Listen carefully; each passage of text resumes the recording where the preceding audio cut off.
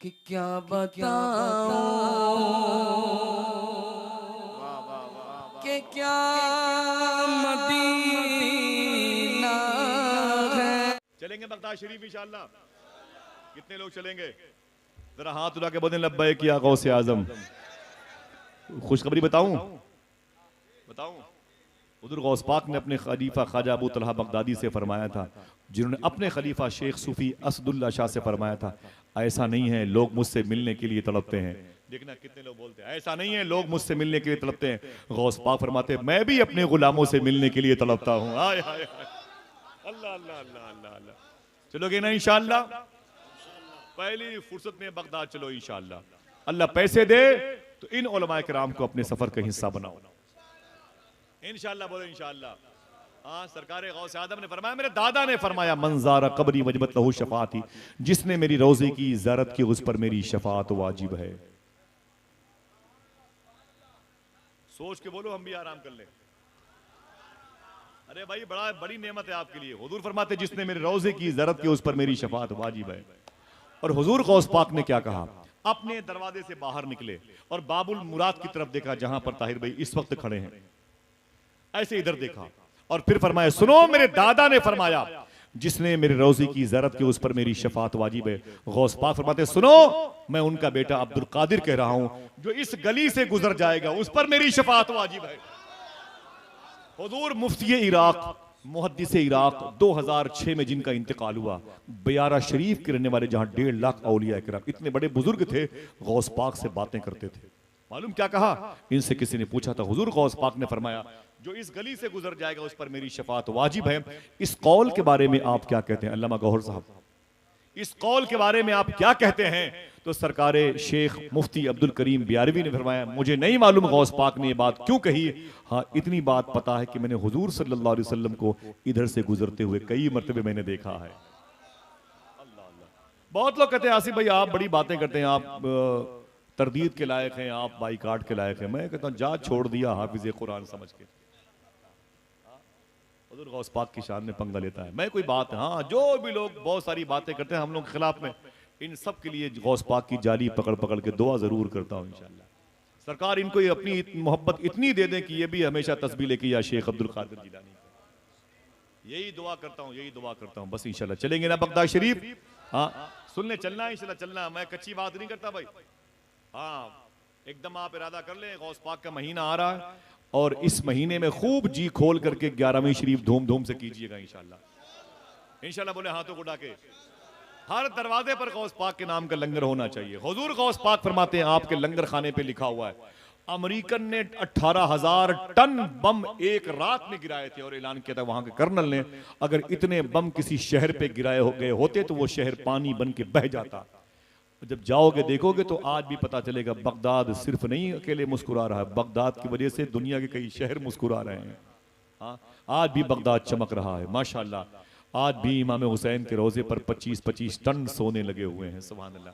गौस पाक के गुंबद मीनार की बड़ी शान है। मैंने सूफी सुल्तान मियां को वीडियो के जरिए से मैंने कहा, हुजूर ये गौस पाक के ये मीनार फला ने बनवाया, ये गुंबद है, ये वगैरह वगैरह।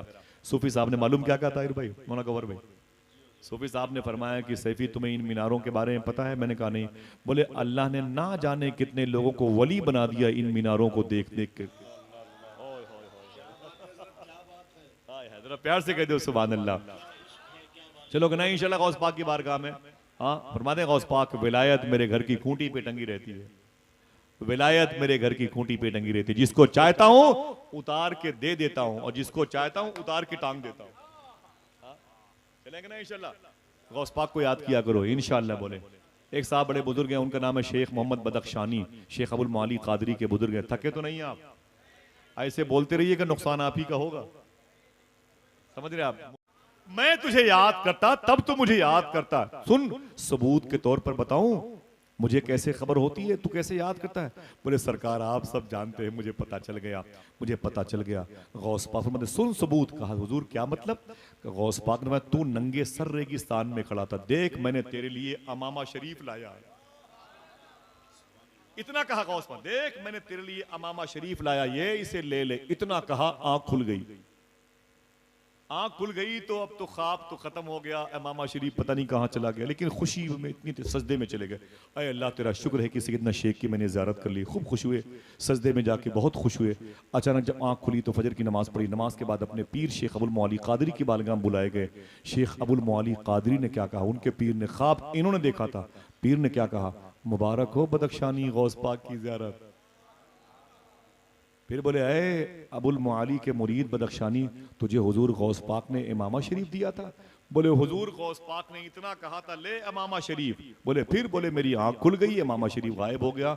अबुल मुआली कादरी खड़े हो गए, बोले खुदा की कसम वो इमामा शरीफ गौस पाक मुझे दे के गए हैं, कहा इसे बदख्शानी को दे देना। हाय हाय हाय हाय हाय हाय हाय। क्या मतलब? जब उनके गदा भर देते हैं शाहाने जमाना की झोली, मोहताज का जब ये आलम है। एक बते बोल दो यार हाथों को उठा के, मोहताज का जब ये आलम है। बात खत्म है, बहुत बहुत शुक्रिया। मोहताज का जब ये आलम, अरे इंशाल्लाह बात कर देंगे, कर लेंगे भाई। हुजूर की बस एक बात सुन ले। जनाबे अम्मी हलीमा कहती है कि मुझसे मेरी लड़की सहेली ने कहा कि अम्मी हलीमा सबको लड़के मिल गए हैं, सब अपने अपने शहर जा रही है, तू भी किसी के लड़के को ले ले। मैंने कहा मुझे कोई लड़का नहीं मिला जिसको मैं पालती पोसती दूध पिलाती। एक ने कहा कि करीब में हाशिम का खानदान है, उसमें एक लड़का बड़ा अजीम बड़ा अजीब पैदा हुआ है। बोले क्या? वो बड़े बड़ी बरकत वाला है, बस हमने उसे नहीं लिया, वो यतीम है, वो बेवा है, उसकी माँ वो क्या खर्चा पानी देगी। मैं उधर टच नहीं किया। कुछ औरतें गई थी जो नहीं लेके आई, तेरा दिल कहे तो जाके यतीम बच्चे को ले ले। अम्मी हलीमा की थी, मैं दरवाजे पर आई तो अब्दुल मुत्तलिब बैठे थे।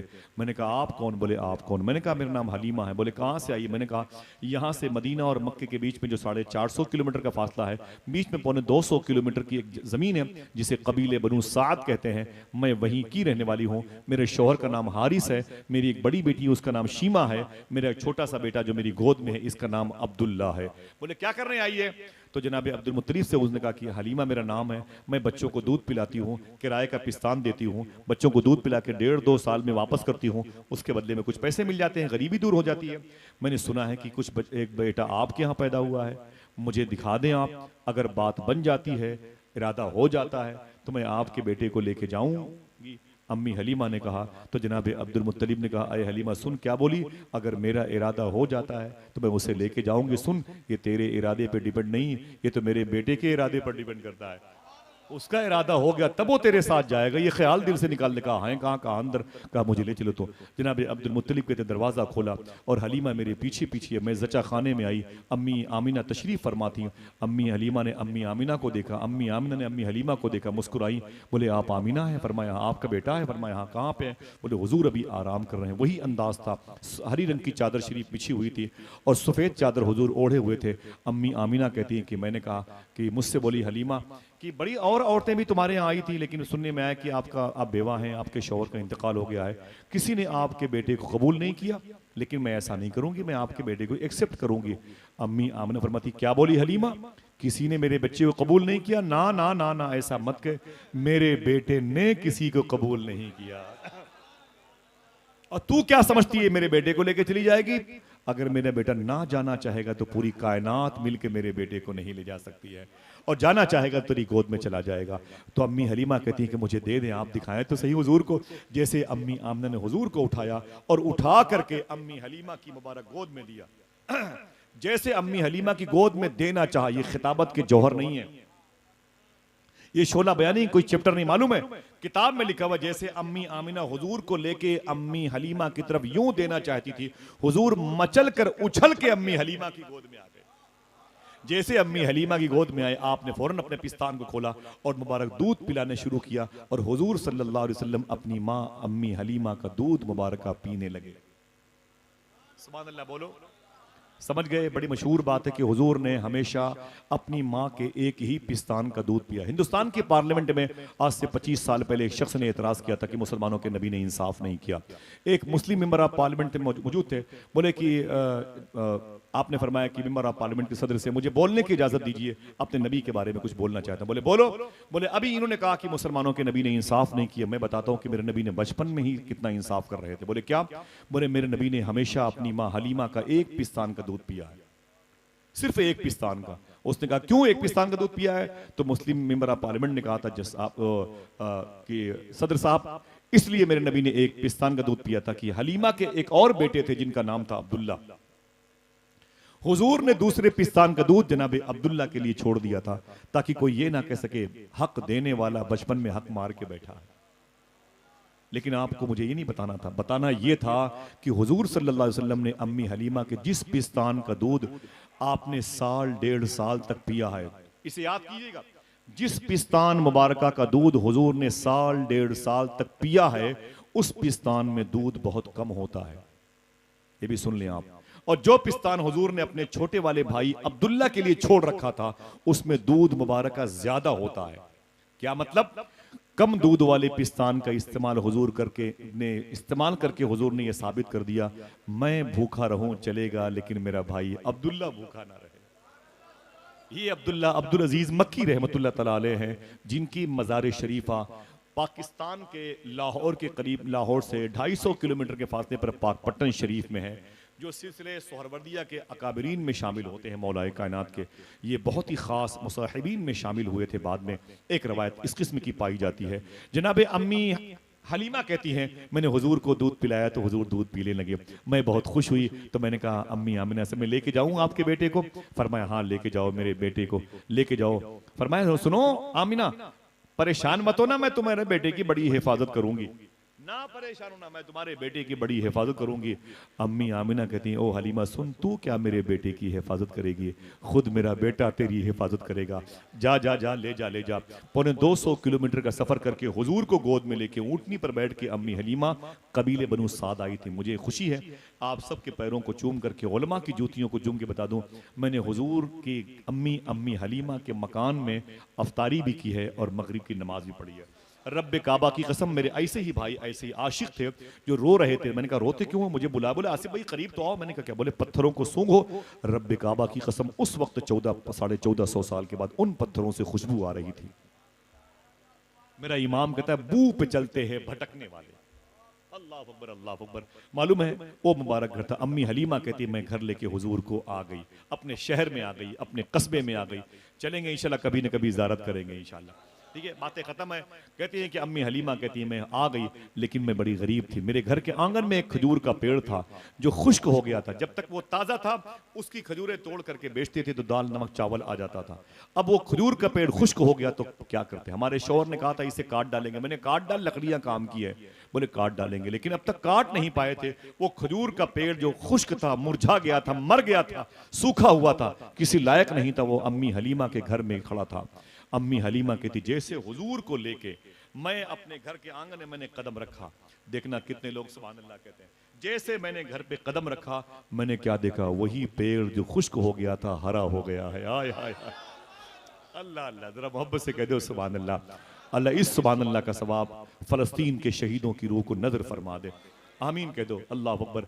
अम्मी हलीमा कहती जैसे मैंने पैर रखा वो खुश्क पेड़ फिर से हरा हो गया। मैंने कहा अरे ये क्या हुआ? देखते देखते अभी मैं 2 कदम भी आगे नहीं चली थी कि वो पत्तियां भी ताजा हो गई। बहुत बहुत शुक्रिया, ऊंची आवाज में। वो पत्तियां भी तरोताजा हो गई। देखते देखते उनमें से खजूरें भी निकल आई और खजूरें पक भी गई।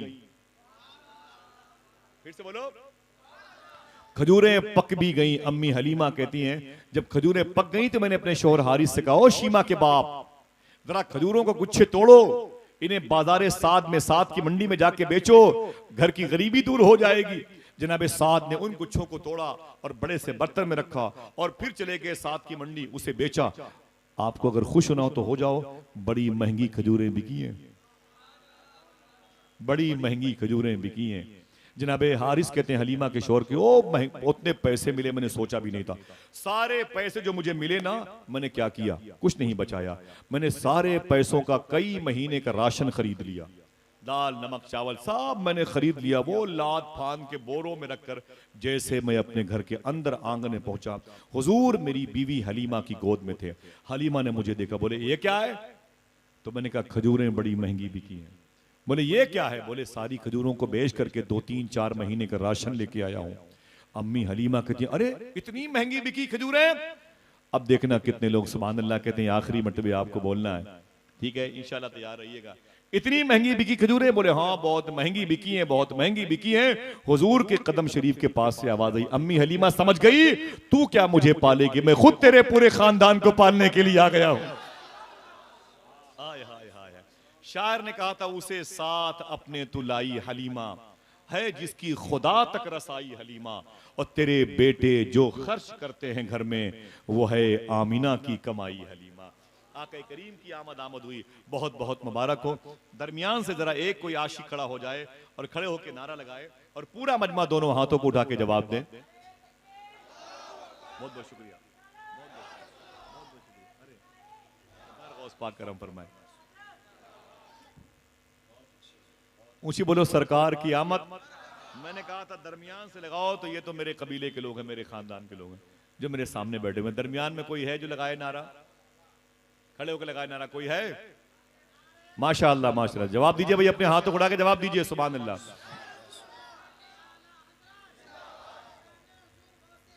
जिंदाबाद माशाअल्लाह। शम्म की लो न बुझी और न लहराई है, यूं जियारत को तेरे दर पे हवा आई है। लोग आते हैं तो आती है घरों में रौनक, आप आए हैं तो दुनिया में बहार आई है। आप आए हैं तो दुनिया में बहार आई है। दुल्हनें बनती हैं जो होती थी जिंदा दरगोर, या रसूल अल्लाह तेरी सरकार में मातम नहीं शहनाई है। लोग आते हैं तो आती है घरों में रौनक, आप आए हैं तो दुनिया में बहार आई है। ऐसा तुम्हें खालिक ने तरहदार बनाया, यूसुफ को तेरा तालिबे दीदार बनाया। दिल जिससे जिंदा है वो तमन्ना तुम ही तो हो, हम जिसमें बस रहे हैं वो दुनिया तुम ही तो हो। आइए दोस्तों वादा करें कि हुजूर का इश्क अपने सीने में बसाएंगे इंशाअल्लाह। बोलो, रोज ये लगते हैं नारे, रोज कस्में खाई जाती हैं, रोज मुआहदे टूट जाते हैं।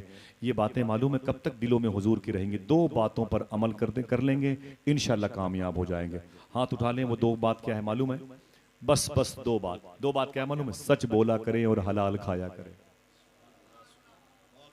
मैं सिर्फ सोचता हूं, देखता हूं कितनी देर के बाद सबके हाथ उठते हैं सच बोलने के लिए और हलाल खाने के लिए। कितनी देर के बाद सबके हाथ उठते हैं। आप देखें दाएं बाएं और आप पीछे मुड़ के देखें। आप लोग देखें, कोई छूटा तो नहीं है अपने हाथ को उठा के? कोई फायदे में तो नहीं है कि भाई मेरे करीब में कोई फायदा उठा रहा हो मेरे ना उठाने का और वो मेरे पीछे वो पसे दीवार बना हो। वादा करो इंशाअल्लाह सच बोलते रहेंगे और हलाल खाते रहेंगे इंशाअल्लाह। बोलो, हुजूर गौस पाक ने फरमाया तुम दो काम करने की जिम्मेदारी ले लो, सच बोलने की, हलाल खाने की। अब्दुल कादिर तुम्हारी बख्शिश की जिम्मेदारी ले लेता। मुसलमानों, जो आवारगी आई है, जो अय्याशी की बुरी खसलतें, बुरी आदतें हमारे अंदर गई हैं, ये सिर्फ हरामखोरी की बुनियाद पर। हमारे दस्तरखान से ही नहीं, हम झूठ बोलते हैं, हम दलाली के, रिश्वत के, हराम के पैसे अपनी बच्चियों को पालने के लिए हम कहते हैं भाई ये क्या करते हो? तो लोग कहते हैं अमे आसिफ भाई अगर हराम नहीं खाएंगे तो इन बच्चियों की शादी कैसे होगी? हराम नहीं खाएंगे तो हमारी बेटी की रिश्ता कैसे होगा? अरे मेरे भाई कैसा इंसान है। सुलेमान अलैहिस्सलातु वस्सलाम से ने अल्लाह से कहा था, अरे मेरे मौला तू इतनी बड़ी मखलूक को, कीड़े मकोड़ों को पालता कैसे है, इतना बड़ा निजाम चलाता कैसे है? तो अल्लाह ने कहा, अरे सुलेमान तालाब के किनारे पे चले जाओ, देखो मेरी कुदरत के जलवे। सुलेमान कहते हैं मैं तालाब के किनारे पर चला गया तो मैंने किनारे क्या देखा, एक चूंटी है, उसके मुंह में एक चावल का दाना है, वो चूंटी लेफ्ट राइट कर रही है, दाएं बाएं घूम रही है। थोड़ी देर के बाद तालाब से एक मेढक बाहर आया, चूंटी उसके पैर पे गई, उसके मुंह के पास। मेढक ने अपना मुंह खोला, चूंटी उसके मुंह के अंदर चली गई। मेढक ने अपना मुंह बंद किया और मुंह बंद करने के बाद उसी तालाब में डुबकी लगाई। मेढक गायब हो गया।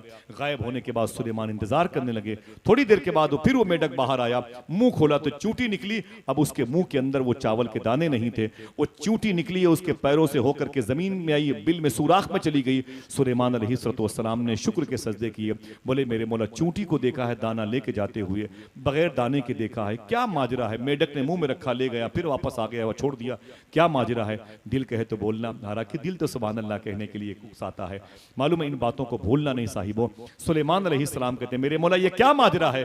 आवाज़ आई सुलेमान सुन, इसी तालाब के बिल्कुल बीचों बीच में एक मिट्टी का उभरा हुआ निशान है जिसे जजीरा और टापू कहते हैं। उस टापू पर मैंने एक अंधा कीड़ा पैदा किया है, वो अपनी खुराक नहीं ढूंढ पाता, उस अंधे कीड़े तक खाना पहुंचाने के लिए मैंने इस चूंटी और इस मेढक को पैदा किया है। आय हाय हाय।